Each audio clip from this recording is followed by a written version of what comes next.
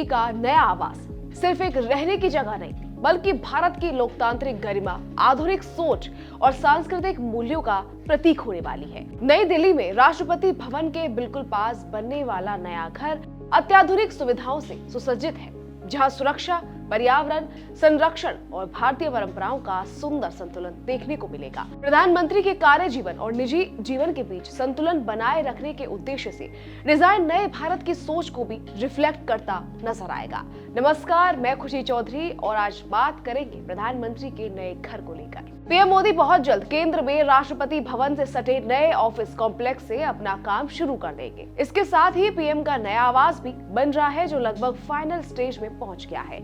ये दोनों ही इमारतें सरकार के महत्वाकांक्षी सेंट्रल विस्टा प्रोजेक्ट का हिस्सा है, जिस पर काम तेजी से चल रहा है। फिलहाल पीएम मोदी 7 लोक कल्याण मार्ग पर रहते हैं, जो उनके आधिकारिक आवास के रूप में जाना जाता है। लेकिन अब पीएम का नया आवास पुराने ढांचे से ज्यादा आधुनिक और सुरक्षित होगा। माना जा रहा है पीएम आवास के पास ही एसपीजी के लिए विशेष सुविधा की व्यवस्था होगी। आपको बता दें कि पीएम की सुरक्षा की जिम्मेदारी एसपीजी के पास है।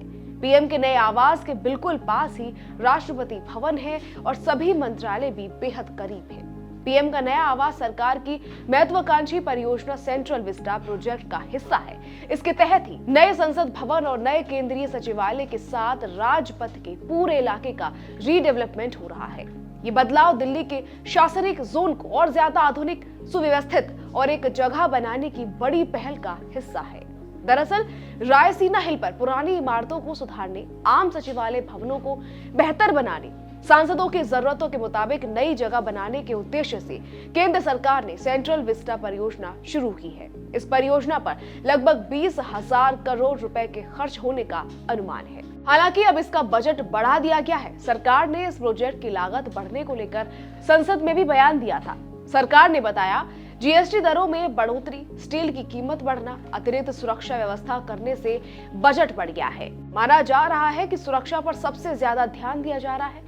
ये पूरा इलाका जरूरत पड़ने पर पूरी तरह से किले में बदला जा सकता है। इसका मतलब ये हुआ कि देश का सबसे बड़ा वीवीआईपी इलाका पूरी तरह से महफूज किया जा सकेगा।